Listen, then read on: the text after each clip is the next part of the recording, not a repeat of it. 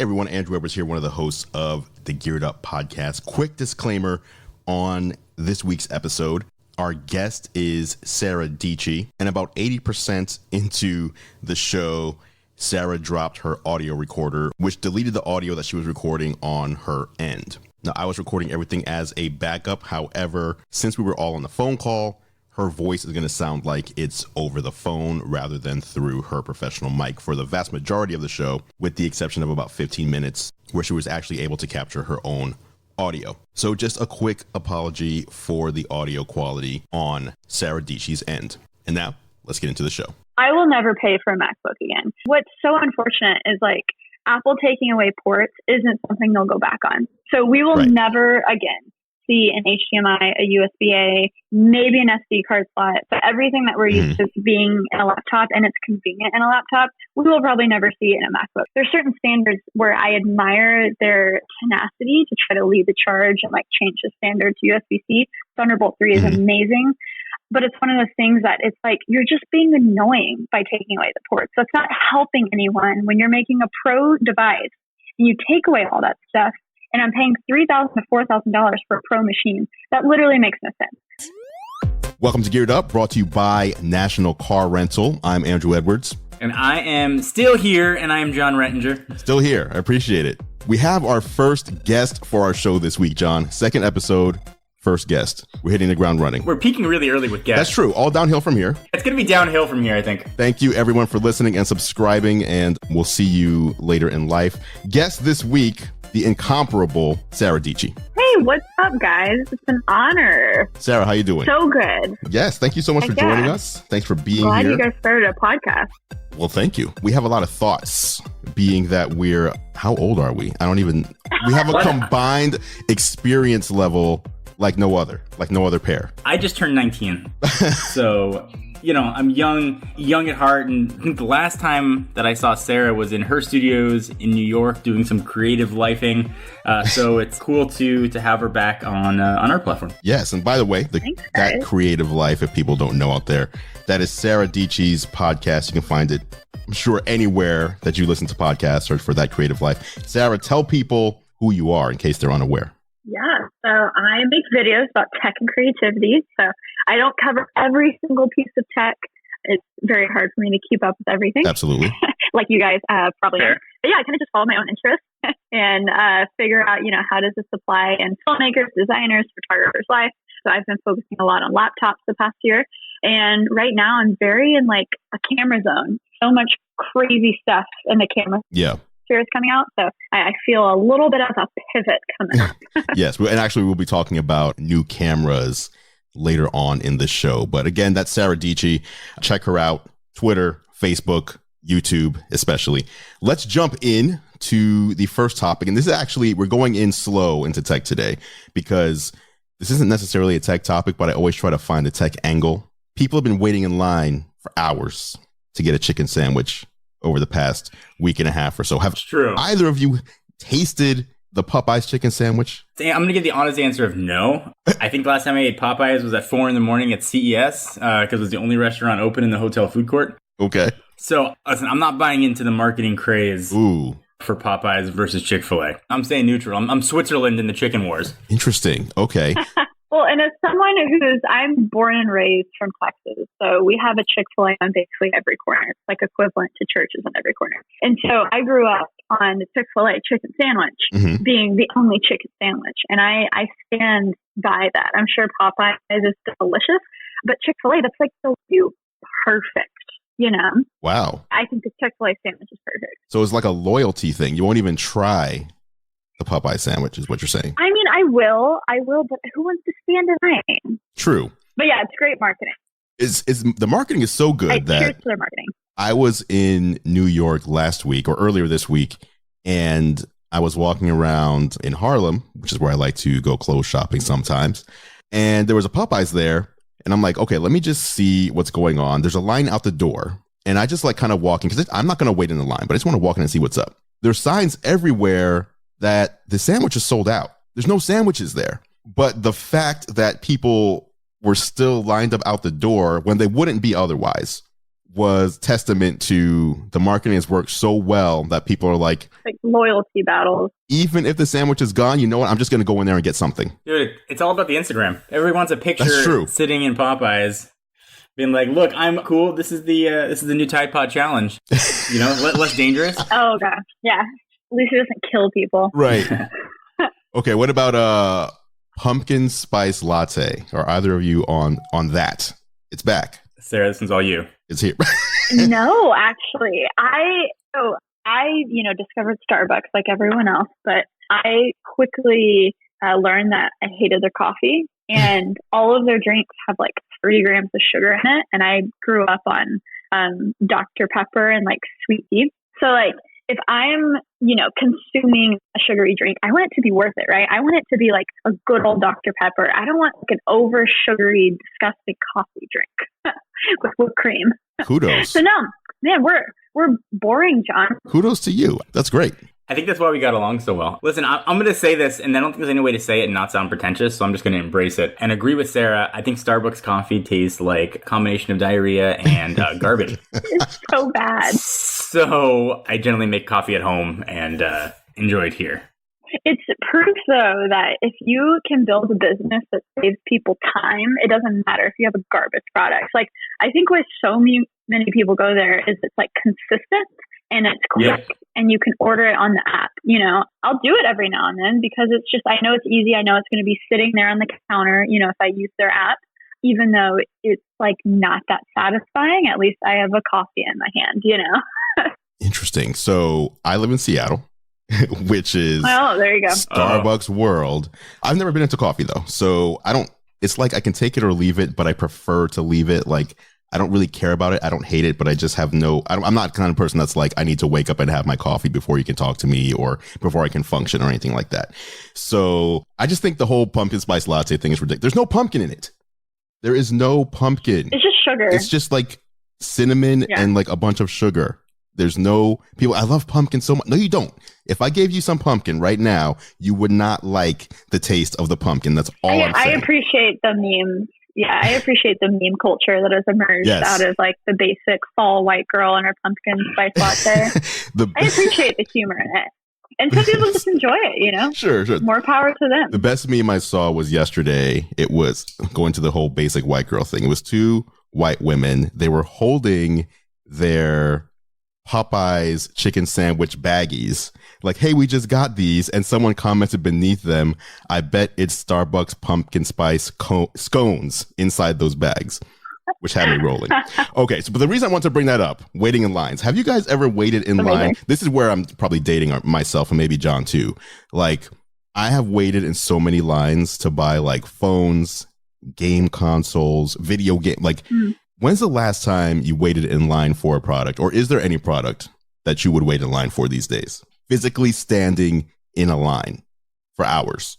I mean, I'm going back to the iPhone days before there was like in-store pickup and that kind of stuff. I mean, that was like, okay, what time the day before are we going to go? Right. Going to go camp out for it. But since in-store pickup got great, I haven't waited in that many lines for a crazy amount of stuff. Aside for TSA.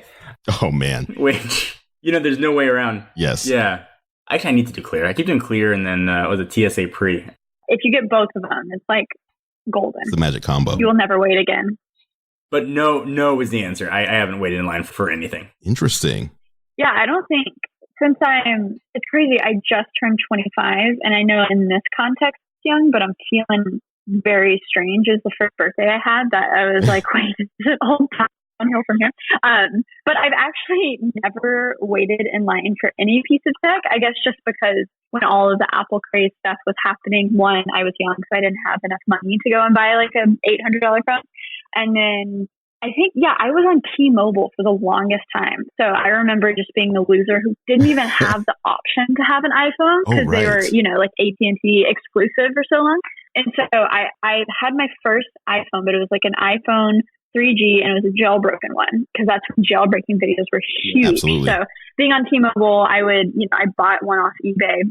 And I like had a jailbroken one, and those were like the good old days. Because I remember I had like a Game Boy simulator on my iPhone, and, like Pokemon games and stuff. And the only other thing that I was obsessed with, but again, since I was young, I didn't have my own money to like go and buy the moment it came out, was the PSP.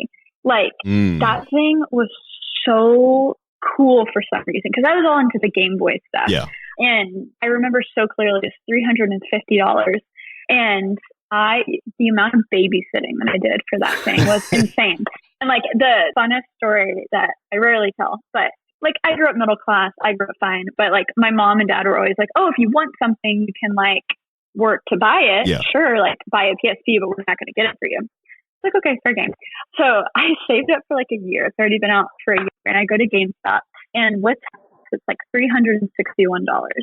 And it cleans me dry. Literally, I was to the point where I was like getting out quarters out of my bag to pay for this thing. And I bought it, and I was like, wait, I don't have a game. No. And I'm like, that cleaned me dry just to buy the console. And I was like, Mom, can you please buy me a game? She's such a gangster. She was literally like, well, I guess you have to babysit some more. We can come back later. And I'm like, what? So I kid you not, I played on the PSP menus. No. Like with their demos for like 2 months before I could go and buy a game. Your mom said no. That is hilarious. Yeah. You need. What was the first game you bought though? Yeah. When you got the money, Need what for game did you buy? Speed. Ooh, okay. Need for Speed. Okay. I was obsessed with that game. And that was my first experience with online stuff, because I wasn't allowed to play online Halo when I was young, because they were scared of cuss words. But yeah, Need for Speed, you know, because you could play people online. Sure. And it was like so fun and competitive. I was obsessed with PSP. I had like 2 games on it. The PSP was awesome. I remember thinking like UMDs are going to be the future. Like this is going to be everything. I bought movies on UMD. I mean, and then, you know, that didn't work out too well. No, it did not. It didn't. But PSP. yeah, I mean, that screen and I love that thing. Man, I was all about Luminous on the PSP. I was playing that all day. It's like a Tetris. Oh. It was like it's like kind of like Tetris, but you know, it's different. But it was like one of those puzzle games where when I got my Game Boy, I'm so old that I got the Game Boy on launch day when I was in like elementary school, and it came with Tetris for free. And I was like, this is corny. Like, why would I want to play this? Same thing. Like, they didn't buy me any other games with it, but it had Tetris. And I was like, you know, I'm going to play something. I'm going to play Tetris. And like, I became like a Tetris master. Like, I could play the game. I could play the game with my eyes closed. It was ridiculous. I love that. And so. Did you do Atari Lynx? No, because that was more expensive. Lynx was amazing. Are you serious? In color. Well, there was the Game Gear too. Game Gear, Color, Sonic the Hedgehog. Game Gear, Nomad. Battery lasts like an hour. These words that you're saying. What are these things, guys? Game Gear. Okay, so there was a Game Boy. We all know the Game Boy, right? That was Nintendo's console. Game Gear was Sega. So this was when the Super Nintendo and the Sega Genesis were battling for supremacy. And Nintendo had the portable Game Boy, and Sega came out with the Game Gear, which was full color, 16-bit color. So the Game Boy was like, you know, black and white and green, and then the Game Gear had full color, Sonic the Hedgehog, but it was super bulky and the batteries lasted like 90 minutes or something. It was terrible. Horrible. Yes. All right. That is our stories from waiting in lines and gaming from our childhood. Speaking of gaming, I wanted to bring up, I've been gaming recently on this 8K Samsung Q900 TV. I got this 82-inch TV. It's 8K. Obviously, there's no game console. 82-inch? I want 82. Like, it's like if you're going to go big, you're going to go big. You have to. You just have to sometimes. 65-inch. Okay, so you've got the 8K too, right? Yeah. John, did you jump on this yet? Because I know you were like envious. I didn't. I guess I'm slumming it with the my 75 Sony LCD. Wait a minute, is that 4K? It is 4K. Oh, geez, man. I only have 4Ks. Wow. So, gaming on these 8K TVs, like the way that they upscale, like I was shocked because in the past, when you hear the word upscaling, doesn't give you positive feelings. Like usually upscaling makes things look not that good. And now we've got Samsung with this upscaling technology that actually improves pretty much anything that I throw at it. But gaming in particular is fantastic. Sarah, do you game on like TVs? I really don't anymore. I used to game a lot in elementary school, middle school, high school. But the moment I went to college and like life happened, I was like, oh, there's no time. You grew up. Yeah, but I mean, I had the Switch and stuff. I legitimately love playing like Smash Bros and all of that stuff occasionally, which I still need to plug into the 8K TV. I did the thing where I put it in my office, which I'm wondering if that was a mistake because I watch most of my stuff at home, right? And I like do some of my gaming at home. And I just have like a 4K Vizio TV. It's like a 65 inch. But what's so interesting is I didn't realize how big of a deal I guess I don't want to drag Vizio because they gave me this TV for free. But, they're typically more on the budget, like a $1,000, 65 inch 4K, the specs are great, but to the point, like when it comes to the behind the scenes and the software and what Sam does with upscaling is so impressive. And it's so easy to just like look at an image and be like, okay, I understand why the TV was $9,000, why the TV was $5,000. And especially when I saw it at CES with the new 8K QLED TVs, and I saw them upscaling standard definition stuff to an 8K TV. I was like, oh, okay, this is interesting because I would have never expected an SC image to be able to look like that on an 8K TV. It was crazy. So yeah, it's fun to mess around with and watch. And I definitely, it's annoying because I had to plug in my PC in order to like truly put out 8K content because the YouTube app doesn't do anything beyond 4K. Yeah. So it was cool for a moment to see true 8K. But yeah, at this point, you have to have upscaling tech to like enjoy it now. Because like who is streaming in 8K? Because no one's doing it. Welcome back to Geared Up, brought to you by National Car Rental. I'm Andrew Edwards, and it is now time for the National Car Rental story of the week. As you know, Geared Up is sponsored by National Car Rental. And if you don't know, I also do a show with National Car Rental on YouTube called Technically Speaking, where I bring you the latest, my picks for the best tech for business travel. Whether you're business traveling or even whether you're going for leisure travel, there's a lot of tech out there that can make your travel more efficient or even more fun. You can check these episodes out at the nationalcar.com control center or go to youtube.com/National Car Rent. The latest tech puts you in the driver's seat. National Car Rental's Emerald Club will keep you there.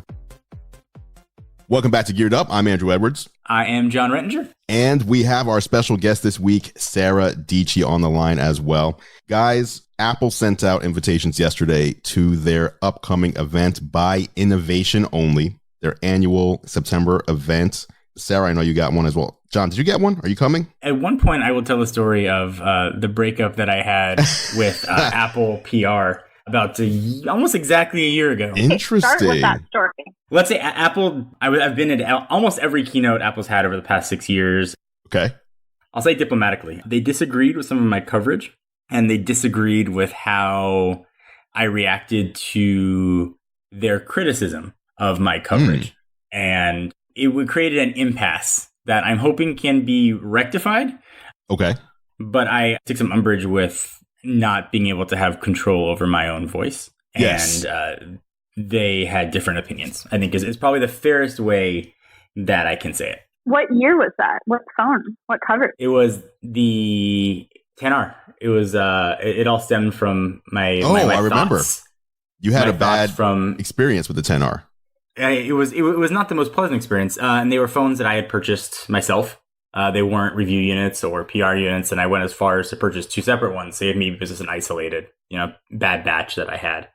And they didn't feel that I gave them a fair shot to rectify the issues, which there's a point to be made to that. I could have given them more time to try and troubleshoot the problems. On the other hand, I had a review to put out from devices that I purchased as a consumer. Yes, which is different. That's different. You bought something on your own, was not provided to you by the company. Correct. And I think the impasse was they felt that they were sort of doing us a solid by inviting us to the event, and that we should have returned the solid by giving them the chance to try to fix issues. And we had let them know about the problems before the video went up, and it created, at the time, an impassable barrier for what we needed to do. And we have not been invited to an event since. Okay. Interesting. Yeah. Okay. It's crazy because it's like we're so used to always being invited to everything, and Apple is definitely the pickiest. Yes. And it's so funny because people, like, the most I get about being paid by another company. It's always Apple. I'm like, guys, Apple doesn't pay anyone. All of these events, we literally pay for the plane ticket, we pay for the hotel, and they send us the invite like 10 days in advance. Like that shit is not cheap. So it's like the complete opposite. They're like the one company that doesn't pay anything. But yeah, it's definitely, you're right though. It's definitely one of those things where I feel like if they feel like you are, if you're honored enough to be invited, you know, I'm sure there's a certain expectation for sure. Yeah, that was very diplomatically said as well. And we're working to try to sort of mend those fences, you know, with them. But Apple's PR, I think, is notoriously different, let's say, than any other company's PR, and it's worked out well for them. So I don't blame them for doing what they're doing. We can all be friends, guys. Yeah, absolutely. Well, Apple does have an event coming up September 10th, where obviously they're going to be announcing their new line of iPhones. I expect there to be a new line of Apple Watches as well. We talked a little bit last week about John's dream iPhone, which is absolutely not what we're going to be seeing next week. So let's talk about and fill people in on what we do expect to see happening next week. You guys have any thoughts, any predictions? I think at this point, it's relatively well known. I imagine we'll probably have a few surprises. The front of the phones will look identical to what we have right now. The back will look like Apple took an Apple Watch, turned it upside down, and stuck it to the back with 3 camera sensors. What's kind of unknown now is if one will be at time of flight, if it's just going to be wide and ultra wide, or if there's going to be a third sensor there. What's interesting is it looks like the naming scheme is going to be changing. You know, Apple put a year of marketing into the 10R, and then that R nomenclature appears to be going away. And then that'll be replaced by just the iPhone or iPhone 11.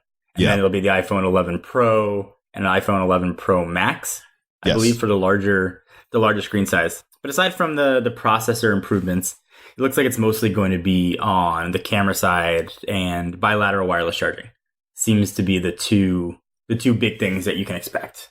I think as far as the name goes, I think it's a smart move. I feel like last year, they had the iPhone, or current year, iPhone XS and XS Max, and those were promoted as this is the regular phone. And then they had the 10R, which was kind of seen by most as this is the lesser phone. So you can get the regular phone or you can get the lesser phone. And I think swapping it to where the 10R, successor is the regular phone. This is iPhone 11. This is the regular phone. Anybody can get this. And then there's a premium phone. It's a little thing in people's head that makes them feel like they're getting more for their money instead of getting less for their money psychologically. I'm not Tim Cook, and would never presume to tell Apple how to do their business. Essentially, he's doing a great job for the shareholders from the stock price standpoint. I think Apple's doing their iPhone lineup in reverse, personally. Obviously Apple's not giving sales numbers anymore, but the 10R was their number one seller, followed by the 10S Max. Yeah. Incredible. And it seems like the market is going towards that more 10R route. So it would seem that offering 2 options for that R level and then 1 premium phone, at least I would assume would make sense. It also would create generational differences. So more potential reason to upgrade year over year. Whereas from the 10S to 10S Max to the 11 Pro and Pro Max, there's very little reason to upgrade, at least from what's leaked out. Well, there's so many phones have become, to be honest, very boring. I think people have reached the point where they're fine with having the same phone for 3 or 4 years, and people are tired buying $1,000 phones. I understand why that price tag is there because, look, a lot of people are using their phone in place of a laptop. I get it. It's like a lot of people's lives revolve around it. But when the 10R came out and it was around, was it $750? That's the price tag? Yeah, $750 starting price. And it's like, you could personalize the color. Amazing. It has a better battery life. Amazing. It is in between the small and the big phone. I am over big phones. Like the Note 10, amazing phone, way too huge for me. Or the Plus. The 10S Max, I used it for a little bit, way too big. So the fact that the 10R came in, and I'm a person who takes so many pictures and video, but literally I overlooked it only having 1 camera because I got an extra hour and a half of battery life out of it. And the LCD screen or liquid retina display, whatever they call it. I mean, it's not, you can tell a little bit, it's a little bit more fuzzy, compared to the OLED, but you get over that in 2 days. And if you're not a tech reviewer, you don't even notice it. So it's one of those things where I'm like, oh, this is what I want. Like, I've accepted the state of where phones are at. I don't need a lot of extra fluff. I don't need it to be a DSLR. I need my battery to last all day. I need to be able to hold it in my hand and put it in my pocket. I think there's certain things that like companies need to start thinking of, like what we actually want. Yeah, I agree. And your point on the LCD versus OLED, like unless you're looking at the phones next to each other, which is very rarely ever going to happen. Yeah, like the LCD display looks fine. Like it looks, and every phone is some version of good now. You have to like struggle to find a crappy phone. Even the most budget is a flagship from 2 years ago. Yep. That's why I've limited coverage. What do you think of the feature? Okay. What I'm trying to say. So you mentioned phones are getting boring. I don't know which one of you said that. I think it was Sarah. Phones are getting boring. Mm-hmm. What do you have to say to, because I hear this a lot and I feel like I don't know that the phones these days need to be exciting so much as they need to be really good tools. So like, if I'm going to the store to buy a hammer, I'm not looking at like which hammer is the most exciting. I want the one that's going to work the best. And I've kind of shifted my mindset to that. Like it's a tool. Coolness is always fun. Like coolness is great. But ultimately, I want the best tool for the job. And I want you to optimize for use cases rather than gimmicks. Like I don't need, for example, not to call out Samsung, I don't need to be able to point my phone at somebody and draw on their face and then have the drawings follow them around. Hey, it's cool. I'm not saying it's not cool, but I'm saying it's the kind of thing that I'll use on day 1, day 2, and maybe day 3. And then maybe in my Samsung Note 10 90 days later video. But other than that, I'm probably not going to open that ever again. Yeah. It's one of those things where it's how these phones like go beyond just being a phone too. I think one of the most intriguing things about Samsung is like the Samsung Dex, where we saw it initially where you had to have a hub in order to connect it to a monitor, but now you can literally just plug your phone into a monitor via USB-C and have a fully functioning desktop. You can write Google Docs, you can log into your email, and you can do basically everything that people use laptops for if they're not creators. Like I could totally see if you edit video, like you're not going to replace your laptop or your computer with your Samsung Note 10. I understand that, but I think that's what we're kind of looking for in terms of the future, because like everyone's doing everything the same. Like at this point, just like you said, John, like a flagship phone from 2 years ago is going to be the most affordable option and pretty much do everything that phones do nowadays.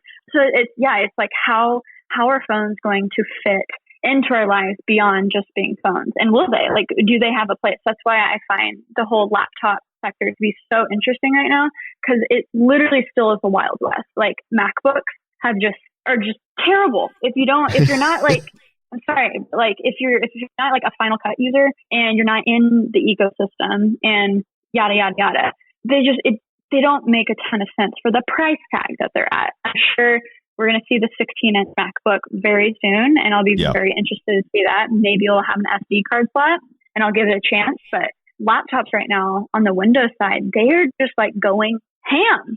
Yes. They are doing the craziest stuff, and guess what? Some of it isn't gimmicky. And I think that's what's really exciting when people and companies are actually trying new things, and they're actually like they're making us think about our creative workflow differently, which is crazy. Like it's exciting. Yeah. Isn't it interesting though that I agree with you on like recent MacBooks. Like I am a Final Cut Pro 10 user, so that's where I have to live. Yeah. But it's interesting to me seeing all the things that are happening on the Windows side, but yet in the consumer space, Apple still reigns. Apple, like obviously there's more Windows PCs sold than Macs because you have all the PC manufacturers versus one company that makes Macs. But on the individual level, I was looking at a stat the other day. It was 72% of college students when picking a computer want a laptop from Apple. Yeah, that's status. I 100%, that's where their marketing comes into play. That's where having that Apple symbol is status. You go to college, if you can walk in the door and have that MacBook and it works blue bubbles and text people from your computer. Amazing, right? Like that's like what people want.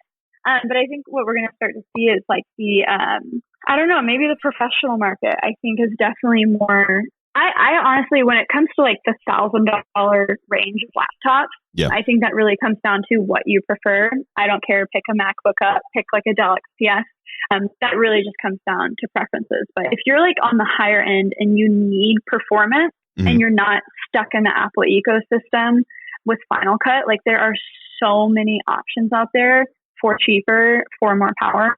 So yeah, in terms of the consumer, I think it's the cool thing to have. It's the cool thing. You know, everyone's writing these articles about the blue bubble society. Right. If you're the loser in high school in the group chat that makes the entire group chat green, you're out. They're going to kick you out and you're not going to have any friends anymore. Like that, it's so strange because it's not like you're poor. Like the Samsung Note 10 is $1,000 phone and you're still going to have green bubbles. So it's not like a class issue. It's literally like Apple has created this, you know, John, I think you've made a video about this recently. It's just like the wall garden. It's this ecosystem that it's status, it's coolness, it's very small things that make, honestly, the Apple experience enjoyable for everyday tasks, which the average consumer isn't going to be editing a 4K computer on their MacBook. Yeah. No, I think that was perfectly said. You look at the Windows side, you've got laptops. I mean, Sarah, you had a video on this with dual screens on laptops that are beyond gimmicks. Yeah. We were filming a video on Microsoft the other day, and we called it the Sara Dietschy laptop, and we were looking for it there. I mean, to see this thing. I mean, but there is a lot more variance and customization options on the PC side, and Microsoft announced their October event for the revamped Surface laptops. I mean, I think those are perfect. I mean, those are close to perfect functional machines. And once they finally add oddly USB-C on it, that's going to be a really intriguing option. And I think that this is all leading up to an Apple fatigue. I think that it's really leading up to I'm sick of it. I'm sick of having to keep buying a new phone every year. I'm sick of Apple slowing my 2-year-old phone down. I'm sick of spending $1,500 to get the powerful laptop so I can edit in Final Cut.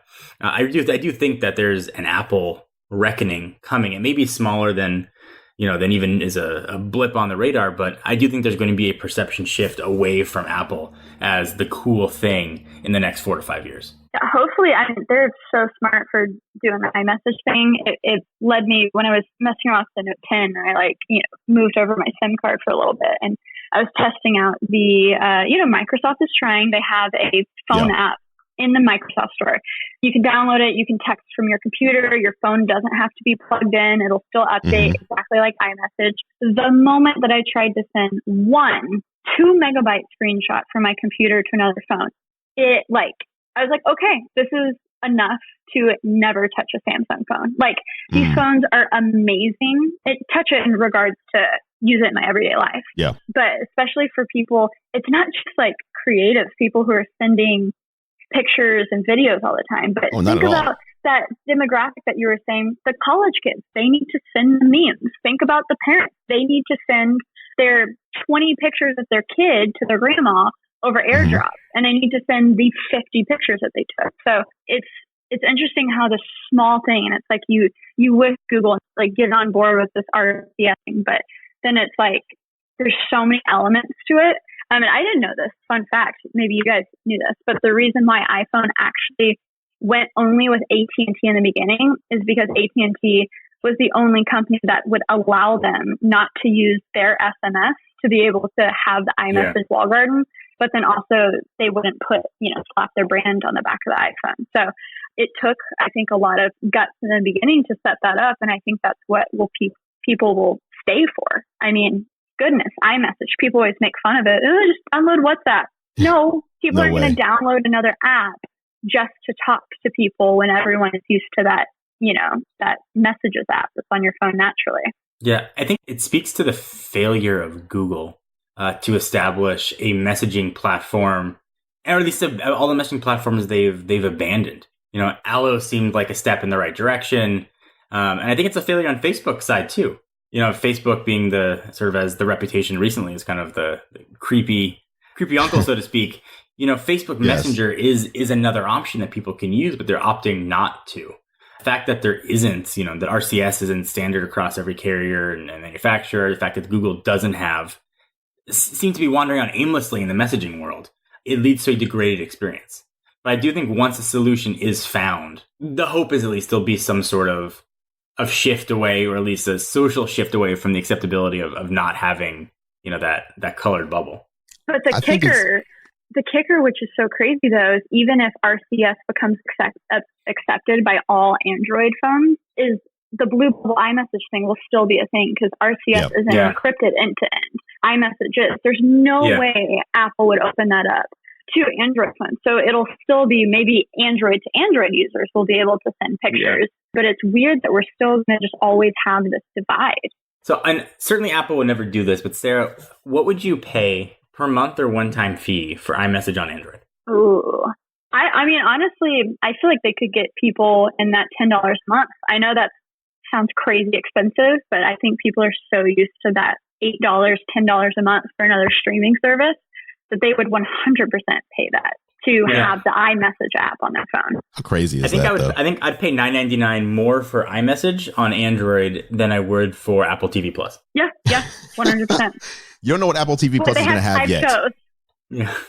There might be 5 great shows. The thing with Google, though, I can't place it all on Google because the thing is, here's the difference between, everybody always argues, open source and Apple is closed, right?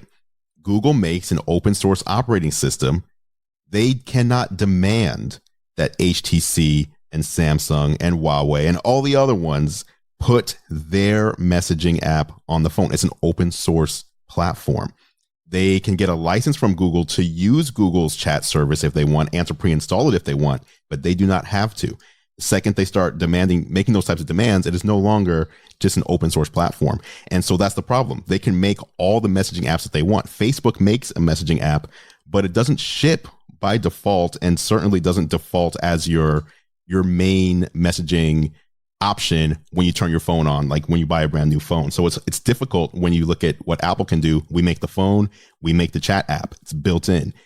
No one else is using iOS. iOS is not open source, so therefore anyone that uses iOS is going to have the exact same experience, which you just can't get on the Android side. Well, it's more of T-Mobile, AT&T, Sprint. It's those people who are like stuck to the dinosaur SMS though. Like, true. I don't know. I feel like it's less Google and more of these companies just being stingy as hell. Like SMS, you can literally is it even like a megabyte? Like, I don't think you're even, think you're allowed maybe, it's like under that, right? Yeah. And then the MMS, it's just, it still blows my mind that is the standard coming from the carriers. I feel like, Google, what makes it great, it's open, whatever. But I think it's always easy to make the carriers the evil ones, but in this case, I think they are the stingy ones. So, I agree, but Android, I do think there's a bit of a flaw in that logic. So yes, Android is theoretically open source, but Google was the one that made those rules. And Google can change those rules. And Google could heavy-handedly force OEMs to make changes. I mean, no one's buying a Tizen-powered Samsung phone or Horizon-powered Huawei phone. They have the capability to change and alter those rules to make something that becomes a standard. And if you decide that you want to use Android, then this is what you have to have. And they've opted not to do that in the name of open source. And I can appreciate the impetus behind that. But I do think in some ways, the argument could be made it's also to the detriment of the consumer. Using unsecured messaging. Oh, for sure. And things like that are, potentially harmful, where something like iMessage, it is encrypted. Even Allo was not encrypted unless you set up a private chat. Right. Yeah. And just because there's a standard messaging app doesn't mean that the rest of it is open source. Yeah. I feel like, but it's weird. Let's talk about Apple Watch. That's one of the other expected announcements for the upcoming event. Are you guys big on the Apple Watch? I love mine. I've had one. I've upgraded ever since the first one came out. It's probably one of my favorite devices that I own. Yeah, I love me some Apple Watch. It's weird. I don't I'll wear watches every now and then, but because I feel like on the computer and editing, it's like one thing for some reason I just don't care that much about. My biggest purchase in terms of watches was when they came out with the ceramic white. I'm such I love all things white. So when they came out with that, I bought it because I was like, oh my God, I'm obsessed with it. It's so beautiful. It's beautiful. Of course, if you're gonna spend $1,000 on a watch, you're probably gonna wear it a lot. But yeah, for some reason, it's like the one thing that I don't care about tracking where I am, and I don't work out a lot, So it's like the one thing, I guess. It's handy to have like navigation on your wrist. I'll use watches for that when I'm like riding around New York. Yep. But yeah, I live a more notificationless life now. Like I don't have notifications turned on my phone. The only notifications I have are messages and phone calls. So it's almost like the less pinging I can have on my body, the happier I am. But the Apple Watch, hands down, if you're an iOS user, yeah, Apple Watch is like the best option, hands down. Obviously, it's amazing. I don't wear one on a daily. Yeah. I have a soft spot for the Apple Watch, just on like a personal note. I have heart disease in my family. My dad, when I was younger, had a triple bypass surgery, and he's constantly at risk for AFib. So we got him one of the Series 4 watches, and he sleeps with it at night, and it's monitoring his heart, and he's testing if he's in AFib, 4 or 5 times a day. So something like that, where like the feature that we probably don't care about, how often am I testing my heart, or how often are you guys even testing it? So you try it once and you do it, and you forget about it.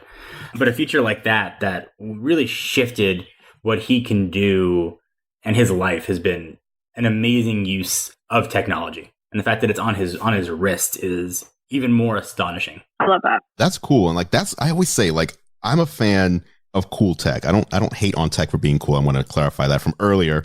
I don't want all tech to be boring, but I'm a really big fan when we can use technology to actually improve life, like make life better for everyone, not for just the nerds or not for just the average consumer, but a technology that can legitimately give you potentially not just better quality of life, but actually save your life just by wearing it.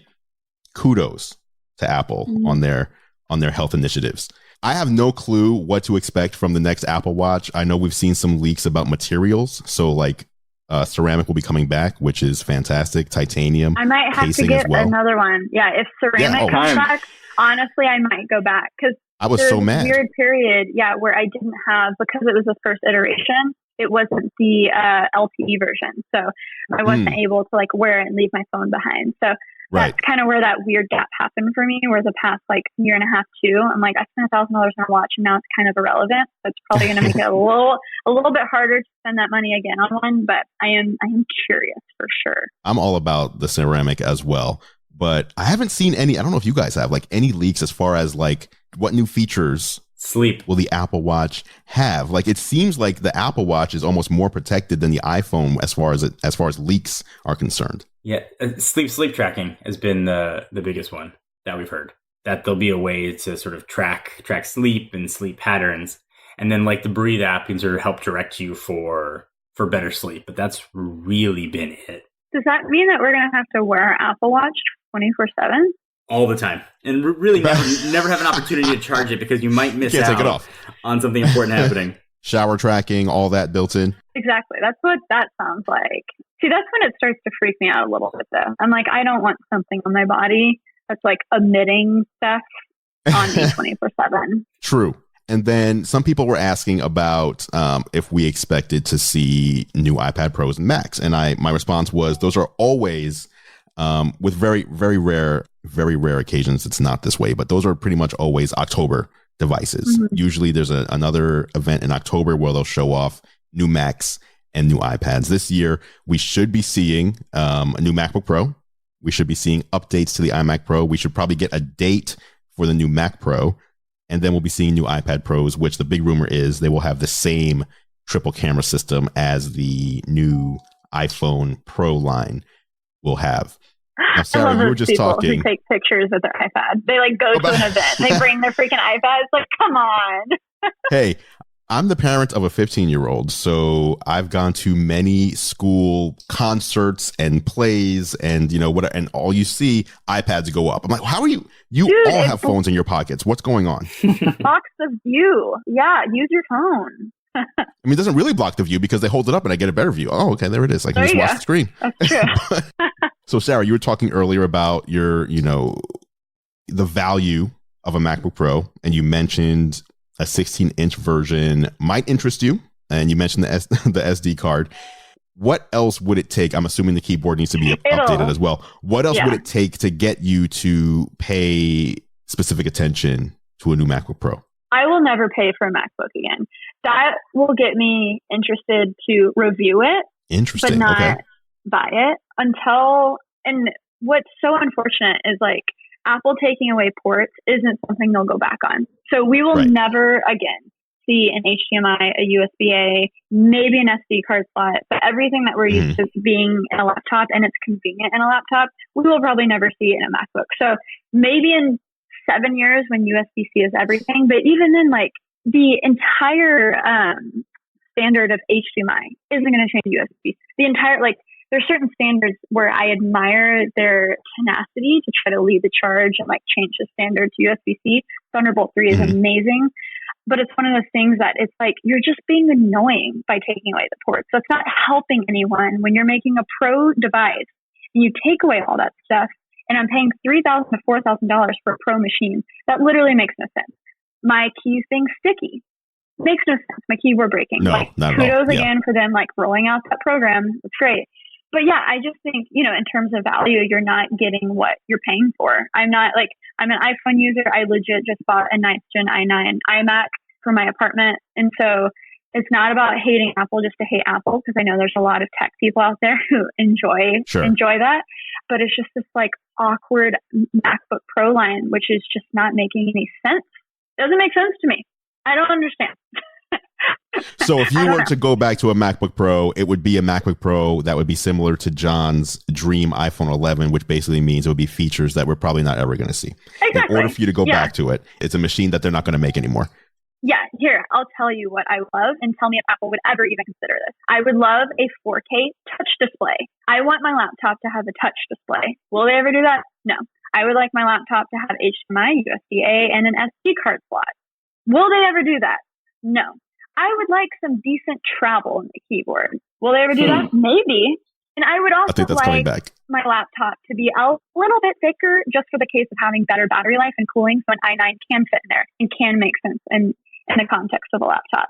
They will never do that because they want sexy, they want skinny, they want that to be a selling point, not, hey, we can cool your processor. So Okay, John, where are you at with the new MacBook Pro? I mean, I think Apple has made more mistakes in their laptop line than they have with almost any other product line over the past 3 to 4 years. I mean, to the point where airlines, some airlines now are saying you cannot fly with a MacBook Pro. In your luggage. Yeah, is amazing where the missteps have been. So, I mean, I would like to see Apple embrace the Pro market again. And I think what Sarah said was very apropos, that those things are never coming back. And if those are things you need for your workflow, you either need to remember to bring your dongles and don't forget them, or you need to learn to use Premiere.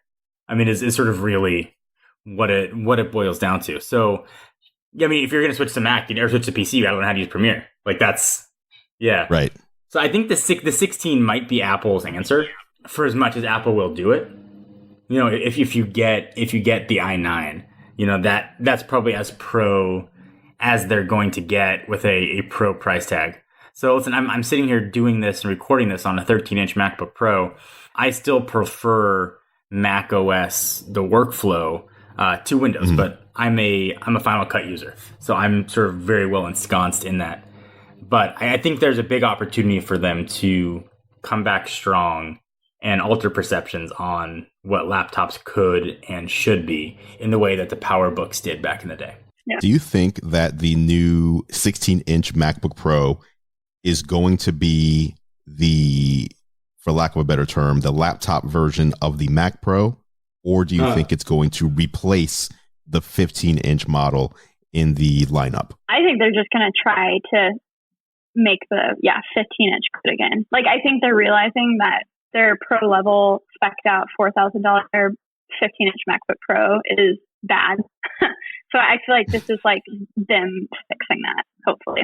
Resetting. Yeah, I will say out of all the things that they've done terribly, the one thing that I really admire on MacBooks is the trackpad.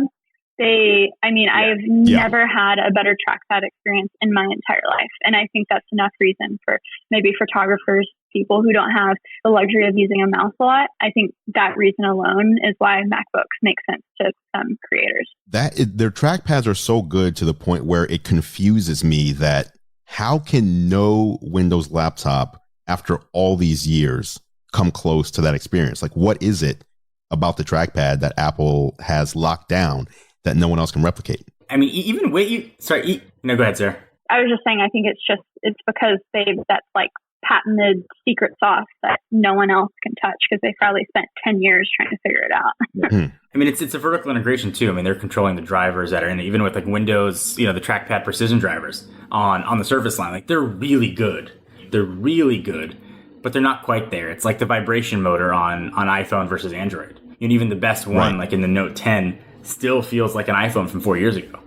And like, that's a small nuanced point most people won't even care about. But if you're sort of noticing those things, you can appreciate sort of where some of Apple's strengths are. Mac Pro. Either of you guys going Mac Pro? No. Nope. I like Sarah's answer.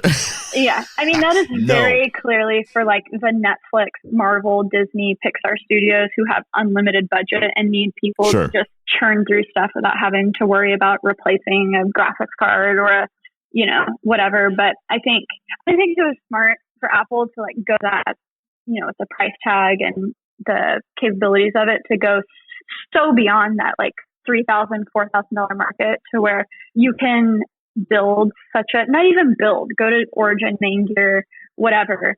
You can buy a $2,000 desktop PC that like crushes for anything you would have to do to have like a small agency, a YouTube channel, anything. So I think in that respect, they're smart to not like appeal to that $2,000 to $4,000 market to where it's already, you already have so many options. Or if you're a Mac user, you just buy an iMac. So they're smart to just, you might as well just like knock it out of the park and, build a $10,000, $15,000 Mac Pro. Yeah, I agree. It's like a Halo car. It's like people aren't going into Acura to buy an NDX. They're going to buy like a TL, but they're there to look at the flagship and the Halos. It gets people in the door. I think people will be very interested to see the Mac Pro and then like leave with an iMac Pro or an iMac. Exactly. Sure. And then iPad Pros, are you guys into? I love the iPad Pro, or at least the current generation one. It goes everywhere with me.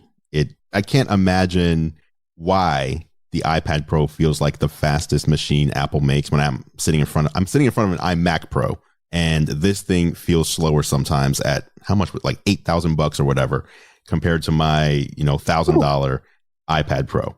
It's just like it's just always on point, smooth. Yeah.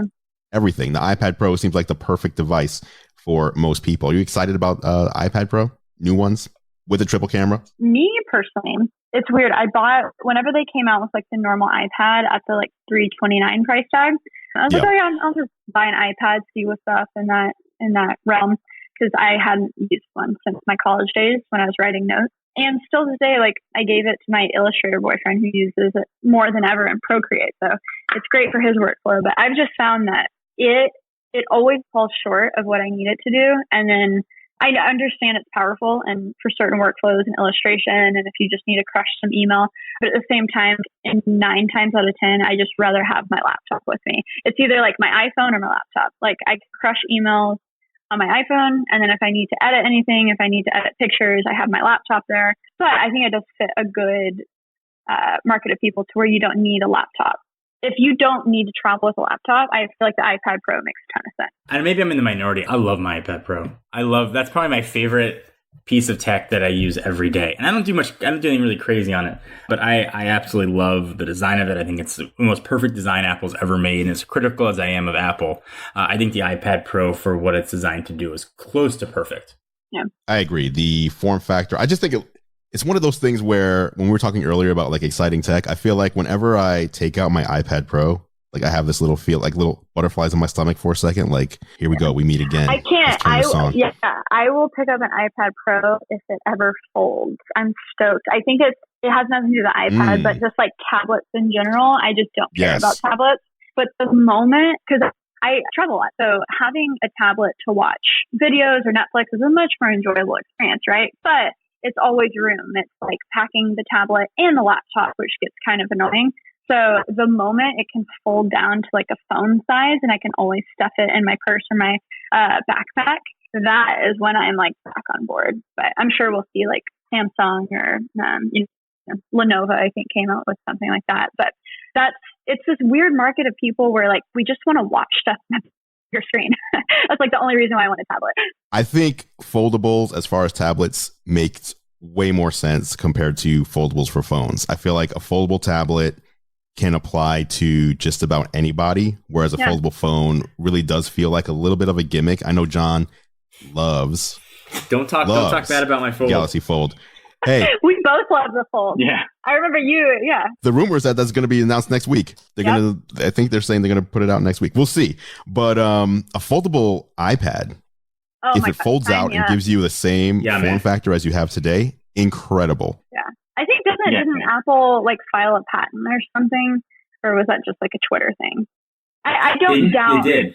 Yeah, I don't doubt that they'll go down that route eventually. I think that's the one gimmick that they might give into. Please. The last thing I expect Apple to talk about at the event coming up is a full reveal of their services. So up to now, we know Apple TV Plus is coming. We know Apple Arcade is coming.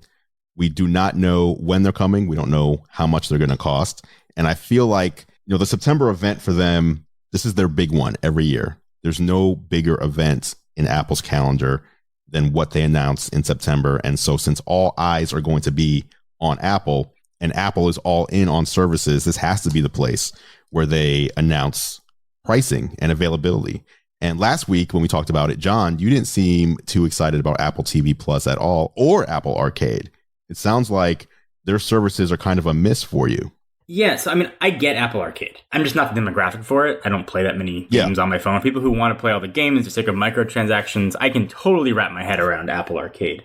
Apple TV Plus, especially when you compare it to Disney Plus for $6.99, and granted Apple hasn't officially unveiled the alleged $9.99 price point, is ridiculous. Right. They have no library of content to fall back on. They've got 5 shows, and once you've binged those 5 shows, what else is there for your up to $10 a month? Yeah, I can see zero reason to subscribe to another subscription service, let alone one that doesn't have already sort of a huge dearth of content. I mean, if they're putting out 5 shows per month, though, if they're putting out 5 quality shows. Yeah, but you're starting from 0 shows. Right, but starting from 0, of course. Yeah. It's crazy that it would have made sense 5 years ago. But the fact that everyone is now in the game of playing in their own library of content, that's the thing with all these CBSs, NBC, yada, yada, yada. Everyone owns IP. Apple doesn't. So they're not even in a position to be, even though they have unlimited money and they could buy up stuff, no one's in the selling business. They're in the creating business and streaming business. So it's funny. I feel like it's like the best time to be an actor because these streaming wars are hilarious because everyone wants like top A and top B talent. So I bet like Hollywood is just going through craziness right now. But yeah, I don't know. I don't know how that wins, to be honest. They have to have like a Game of Thrones or a Stranger Things literally right out the gate. And I don't see that being about a morning show for some reason. Yeah, agreed. Well, I mean, that's one of 5 though. That's one of 5 shows. I'm not defending them. Don't get me wrong, but I think my thing is more when I look at my own use case and I take HBO, for example. HBO for me is 3 to 4 shows per year. I'm not going back and watching old stuff on HBO. I never use HBO to watch movies, even though that was their big thing back in the day. I subscribe on a monthly basis to watch 3 or 4 shows per year on HBO. If Apple can make quality shows that would look like they could appear on an HBO, for example, high quality water cooler type shows. And if they're putting out 5 shows per month, and then eventually, after 12 months, you're probably going to get like season 2s are going to start coming out of different shows and stuff like that.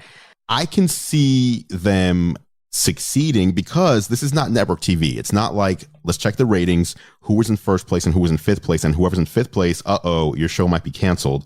This is more, we're putting out a TV service and are we making a profit? Yes or no? If we're profiting, then we're good. It doesn't matter if we're 1st place, 5th place, 20th place. As long as a profit is being made, it's not about cancellation. It's about our people enjoying our content and subscribing. Yeah.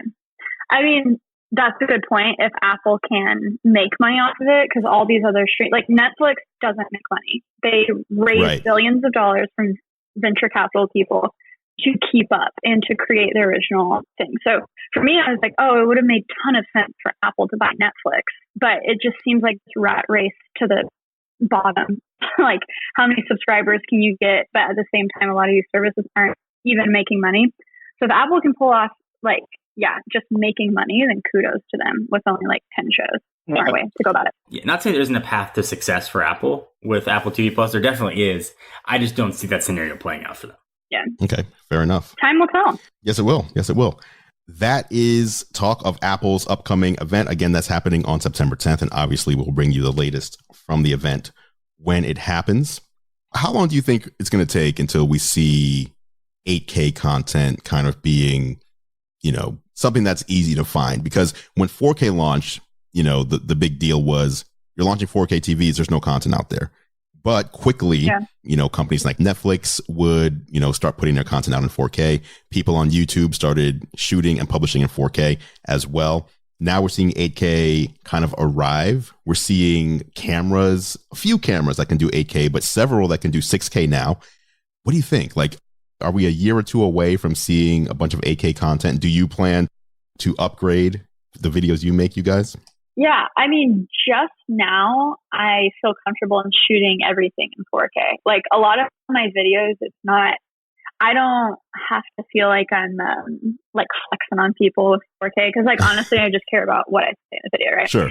But now I feel like all these cameras are innovating to where it's not a pain anymore to shoot in 4K. Like, I have computers that can handle it. I was honestly waiting until I had desktop computers in my apartment and office, because I just discovered testing out all these different laptops, it's impossible to do some new workflows, no matter how expensive, how spec'd out your laptop is. Yeah. So now that everything has kind of reached its maturity, it's super easy for me to now shoot in 4K.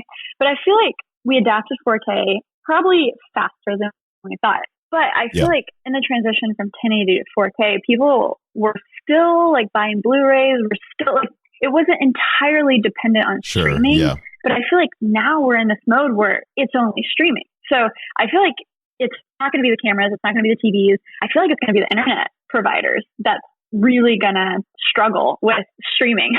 And I feel like the typical person doesn't have gig internet, so I think it's going to be more of a challenge on the streaming side of things. I feel you. John, where you at? I think when Netflix starts offering 8K streaming, because Netflix, their compression rates are amazing. And I think that's when you start to see like the 4K adoption start to hit. I mean, you could stream a smooth 4K with, I think it's like 12 to 14 down. Right. So if you're doubling or tripling that to, 40 down, you can stream 8K. I think that's when you'll start to see it. We switched cameras about 6 months ago, and that's when we kind of started uploading in 4K. We always shot in 4K, but that's when we sort of made that transition to upload content. I think that's kind of becoming the standard fare now. It's sort of 4K is almost the accepted average for resolution. YouTube gives you so much flexibility. So unfortunately, nobody ever sees that content, rarely ever sees that content in the native resolution. Yeah, that's true. I mean, most people on their phones know. John, what cameras did you switch to? Is your Blackmagic still your go-to? We went full. Because I saw you guys using it. Yeah, we went full Blackmagic, and I message people about Blackmagic all the time, and I always refer to it as BM, and then like it ends up sounding super gross what I'm saying. But yeah, we did. So we initially switched to 2 of their Pocket Cinema 4K cameras, and then I picked up one of the new Ursa Mini Pro G2s. It's 4.6K, and the 4Ks are awesome, but we had to always use a speed booster to try to get sort of EF mount on it. And then the Ursa Mini is native EF. It's Super 35. It's got a ton of dynamic range. ND's built in. And then I think Blackmagic stepped up the game and they released a 6K. The Pocket Cinema 6K with Super 30. Oh, it's so good. It's so good. With Super 35 and the EF mount. So now we're using a combination of the Ursa and that 6K. And it has been amazing. So cool to hear. Because literally I used to use the Blackmagic Pocket Cinema cameras, like the OG ones with the speed boosters, the ones that you could actually fit in your pocket. Yeah. And I kind of, once I was done with those, because I was shooting RAW, and back then it was like individual DNG files that you had to stitch together and resolve, and it was just too much of a it was a pain in the ass. So that's when I transitioned everything to Sony. But recently I'm like, man, I need something more. And I missed Blackmagic when the 4K came out. I was like, oh, that's so close. For some reason, I didn't pull the trigger. But then once the 6K came out, it had a, super 35 sensor. It had an EF mount. My boyfriend, John, has EF glass. So it was just so easy for me to pull a trigger for some reason. And I was like, okay, bought one, just came. I'm stoked. But then I'm like, of course, that comes along with like watching so many videos about these cameras. Yeah. And now I'm like, okay, well, the price for the 6K is $2,500. The 4K is literally only $1,300, and then the speed booster is $600. Mm-hmm. And with the speed booster, you actually get a little bit more coverage than the Super 35 sensor. So I'm like, wait, that's still a cheaper option. So I'm curious, John, with you, like, was there a reason why the 4K, besides the fact that you can't shoot 6K, but was there a reason why you didn't like speed booster workflow? Yeah, so maybe to add another wrinkle to things, we don't generally even shoot in Blackmagic RAW, which is where you get the 6K. Usually we're shooting in ProRes. So where I've noticed the difference is in coloring it with the Ursa Mini. The colors look the colors look identical, which has been nice. And when we had the speed booster in, the extra glass, it didn't look as sharp as I would have expected it. The extra layer of glass there. So even with the 6K sensor shooting at 4K in ProRes, it looks sharper. So for me, that was worth it. I was always kind of worried that what if we're out on a shoot and the speed booster breaks and something happens? Like I don't have a backup. I'm not picking up an extra reliability. Yeah. Cool. A 4K, but I have 6K. micro four thirds glass. I have a 6K. So basically, like my goal is, and I'm like going through so much, like, C205, Ursa, I'm looking into all this stuff, but I'm like, what is the absolute cheapest way to get like 8 cinema right now? And because I have EF glass and micro four thirds glass, it's so easy to just make that 1300 is like already such a great camera that I know how to use. So I think temporarily right now, so I don't have to buy a speed booster or buy different glass, I feel like I'm just going to do like Blackmagic 6K and then one 4K setup. And I feel like, especially for interview setups, that'll be like a good for now. And then we'll see. Because with all these different cameras coming in from Panasonic and Sony and even, freaking Nikon with their Z6 and stuff, I feel like these companies are going to have to step up their cinema lines. Because when I was researching stuff, they're always missing things. And I'm like, it's a cinema camera. It should have everything, I completely agree with that. When you do your setups for the 4K, the 6K, the only knock I have on the Blackmagic stuff is it is not run and gun. But if you're using it for interviews and kind of setting up, it's perfect. You rig it out, you place it, and it's been absolutely amazing. Our Ursa, when we first got it, I pre-ordered the Ursa Mini Pro, like the second it went live. We got it, and we were one of the first people that had it. We turned it on, and the camera was broken. Oh. Like, was straight up. It was such like a gut punch. It was skipping frames, but the audio kept recording. So like if you record like a 10-minute clip, the audio would be all out of sync. And I've heard horror stories about Blackmagic support. I've heard just horror stories. So we contacted them. We didn't do any like name dropping or anything. We just wanted to sort of go for a regular experience. And their customer service was amazing. They asked us to send us a video of it happening. They said, we get it. There's an issue. We sent them the camera back. Within 5 business days, we had a brand new camera, which is as good as the best thing you could expect from a customer service. So it's just been, I could not be in love with the Blackmagics anymore. We came from Sony. I know a lot of people use a Sony. They always looked too digital to me, like too real. It didn't look, there's no cinematic look to it. So that's kind of why we went Blackmagic. Interesting. Man, I feel like I need to like come visit you just to see that setup. Because like I am very much so in the middle ground of, I know I want to take that step eventually. And like, because you said the whole run and gun thing. I'm sure that Ursa Mini has like 2 XLR inputs. Yeah. You could throw it on your shoulder. Even though it's bigger, I'm sure it's still easier to like built-in NDs. So I'm sure it has those run and gun aspects to it. But yeah, it's interesting. I'm just in like a camera mode right now. The Ursa Mini on an easy rig is like the best combination. It makes it balances perfectly. It's been a really cool combo for when we got to do those kind of run and gun kind of shoots.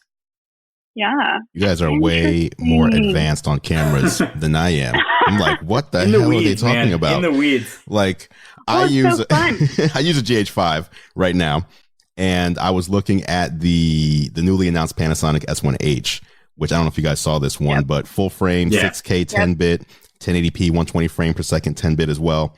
In-body stabilization, dual native ISO, which I never even seen before. I love the fact that you can have 2 SD cards in there and it'll just like go one to the other back and forth. So you can basically shoot forever until your battery dies with the flip out and flip up screen. Like, I'm all about that. $4,000.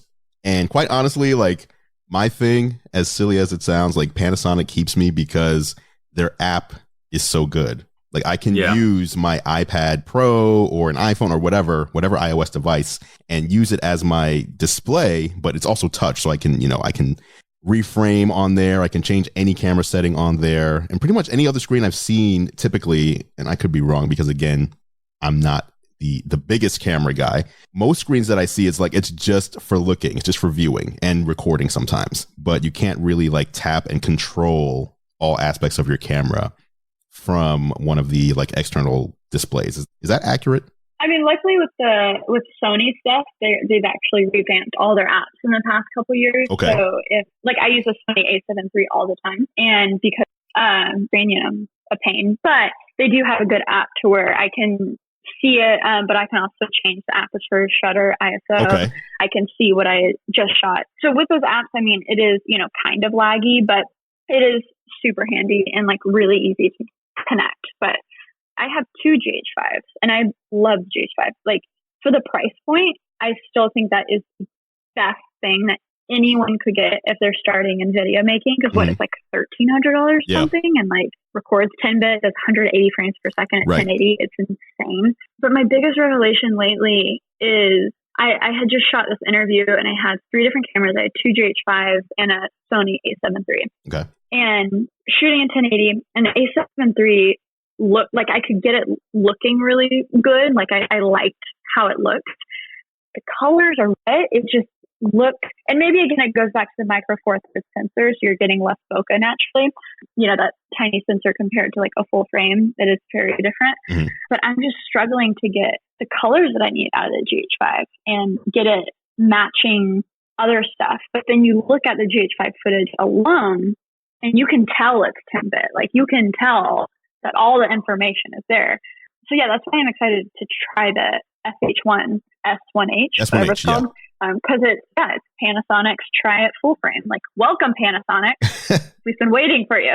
Yes. And we're still waiting for Canon to give us 24 frames per second in 4K. Oh, okay. Forget about Canon. Literally, what the heck, Canon? They're not even allowed to be in this conversation. We're going to talk a little bit about the behind the scenes of being a content creator. As you both know, when we put out content, whether it's Instagram, YouTube, whatever it might be, people are generally seeing the 3 to 5% rather than the other 95 to 97% of work that went into what they're watching. And John, you wanted to talk about this one this week. So why don't you take the lead? I think there's a perception of content creators that like that's a dream life. And you get to travel the world, and to some extent that is certainly part of it. But I think people don't always see the struggle behind the scenes or what goes on. Mm-hmm. Dealing with negativity in the comments is something that's certainly a struggle. I'm sure Sarah has a unique perspective on being a female on the platform. Yep. But I just wanted to say, like, the life of a creator and the life of anybody, people only see what we choose to share.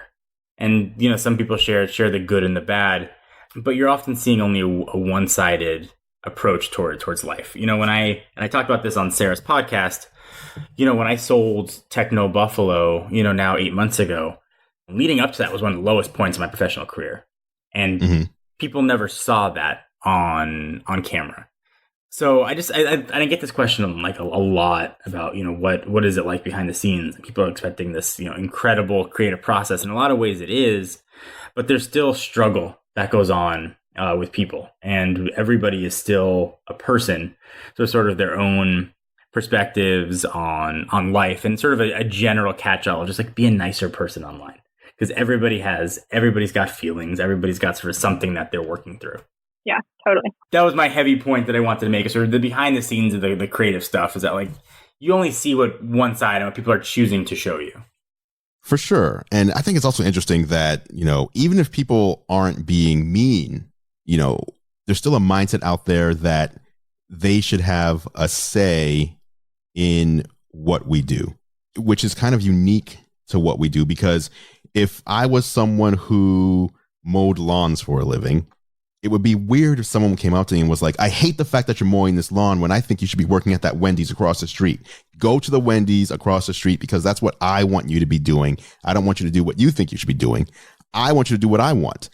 And that's really how it is with us. Like, I might have, a video in mind or a video that I might want to skip for a product I don't really care to talk about.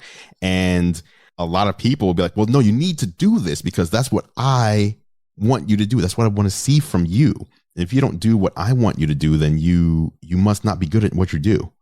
I feel like this is such a interesting topic because it's like one of those things, like what you said, Andrew. It's like a lot of times you feel the way towards people like, how dare you have an opinion on what I make? But at the same time, the whole reason why being a YouTuber is special is because you have that special bond with your audience, right? So it's like this fine line to navigate. But at the same time, it's the classic thing where, oh, the haters, it's all hate, blah, blah, blah, ignore them. But a lot of times these are very like genuine inquiries that sometimes, maybe you should listen to. But kind of the useless hate is interesting. Literally like an hour before we got in this conversation, someone on Twitter tweeted me and replied to a tweet that I put out. It's like a very normal tweet and said, Sarah is stupid and lazy. And I was like, oh, okay, this is interesting because I have the confidence, and that is the last thing that I would ever think of myself. I know 100% I'm not lazy, and I know 100% I'm not stupid. I was kind of able to tweet at them without getting worked up. And I was like, genuinely, like, what led you to say that? I'm interested. And the conversation literally ended in an apology. And it basically ended with, oh, I'm sorry. You don't post as much as you used to. I would love to see more videos from you. So I was like, okay, half of the stuff we see online is coming from a place where maybe that person is feeling something and it was just directed towards me. Maybe something really shitty happened that day and they decided to direct it towards me. I would say, hey guys, we're humans on the other side. So don't go around calling people randomly stupid and lazy when you're smart enough to know that they're not stupid and lazy. But I think that was such a good example to where you have to take everything with a grain of salt, because truthfully, people project them having a bad day or them being a negative human being or them being a trash human on you. And you can't take that to heart. Yeah, I agree with that. The way that I take things with a grain of salt, the easiest thing for me is most adults that I know do not leave YouTube comments. Like, they watch, but I rarely do because I don't have the time. And so in my head, it's like, if I see a comment like that, the first thing that pops into my head is like, this is probably a teenager. This is probably a kid or a teenager. This is likely not like someone on my level, another adult who wants to like hate on me.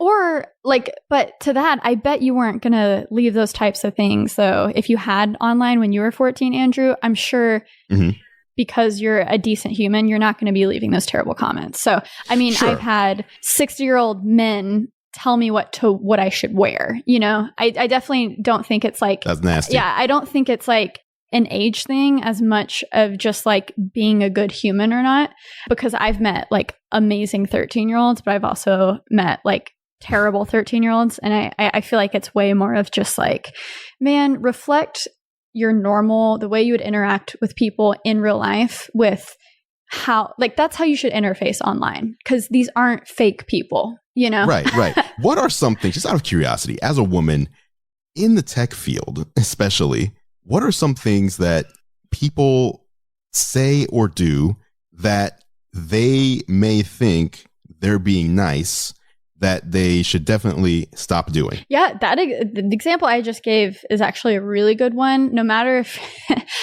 maybe it happens more to women, but no matter who you're talking to, like, don't aggressively tell people what they should be wearing. Like, that is such a weird one that I've been getting a lot lately.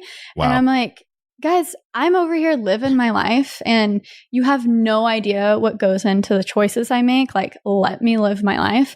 And it's also like a harsher reality of what women go through literally when you're just walking the streets of New York. Like, don't want to get too graphic, but typically I wear looser clothes, but for once in my entire life, I was wearing a tighter top. The moment I stepped outside, a dude on the bike basically said, nice blank, and you can fill in whatever. But like, it's just what you don't understand. Like, the average interactions with the world are sometimes a little bit different in a way to where I feel like if people just enter conversations as nice humans, maybe being a little bit more empathetic, it would be a better world.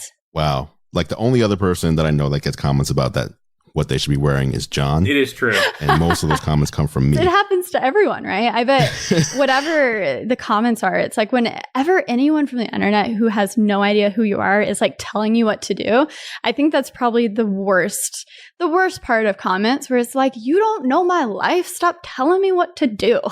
Yeah, right. But I think for me and for most men, I would assume, like, first of all, it's rare that I get those types of comments. But second of all, if and when I do, it's very easy for me to brush off because it's so rare. Right. It's not something that's just every day. This is just part of being a woman. This is what happens. Right. Oh. And it usually doesn't have like sweetie or honey at the end of it. Jeez. Yeah. See, that's the kind of stuff that I was like, what can we educate people on to?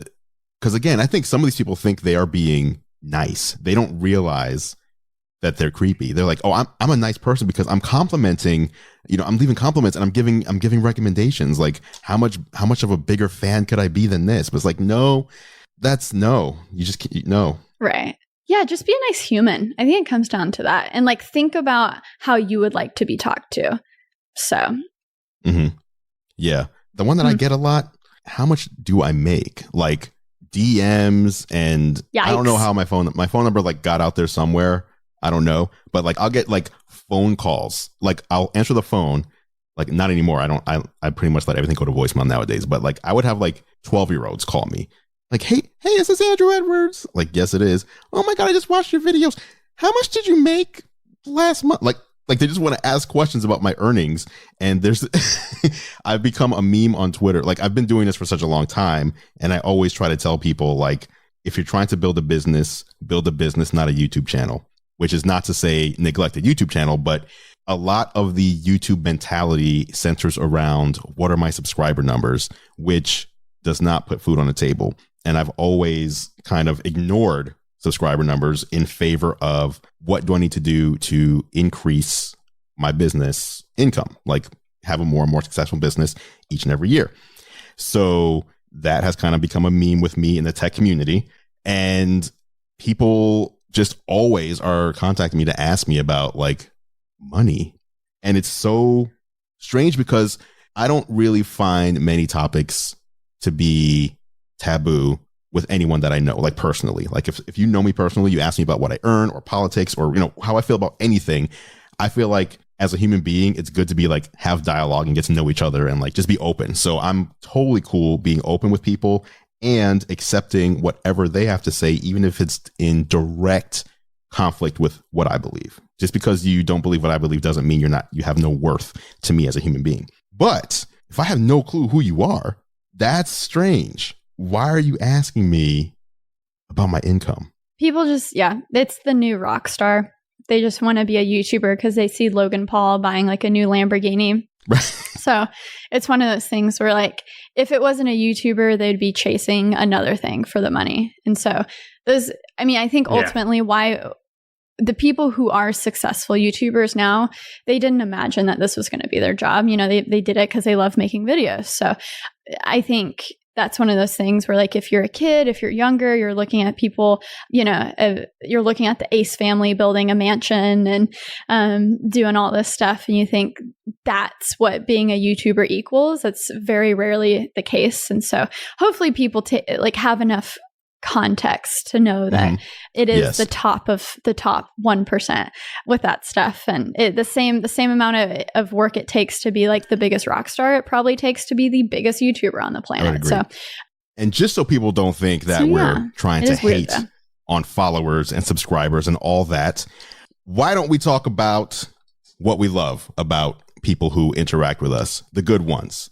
I don't really have any. For me, the good ones make it all worthwhile. The one tweet or message that's like, wow, like, I love what you're doing, or like, I could see the work that went into it. Like, there's even just one nice comment in a slew of negativity is enough to make my day. Mm-hmm.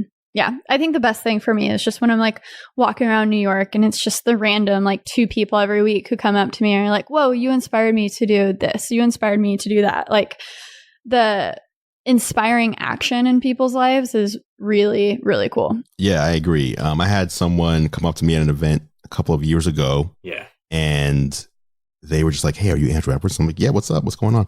And he was a journalist at the same event. He was like, the only reason I do what I do for a living is because when I was 16 years old, I would read your website every day. And it inspired me to do this. And I was like, it's so weird because the older, I don't know, John, about you, but like the older you get, and also as a dad, like the older, if you're a dad, the older you get, like the easier it is to like cry, I found.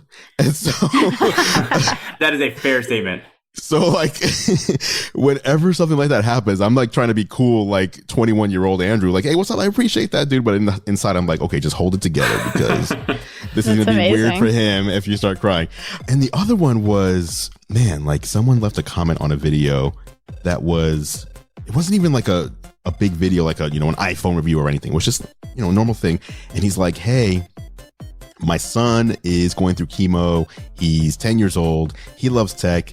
And every, you know, I don't know, every week or every day, whatever it might have been, we watch your videos together and it just helps us forget about, you know, for 5 to 10 minutes, you know, what we're going through. And I'm just like, oh my That's God, awesome. like it gives you the feeling of it's not just about, hey, look what, you know, look at this smart home thing. I can ask Siri to do stuff for me. But it's really like there's people out there that the stuff that we do means so much more than just this is the next job or this is the next brand deal or this is the next cool feature. Mm-hmm.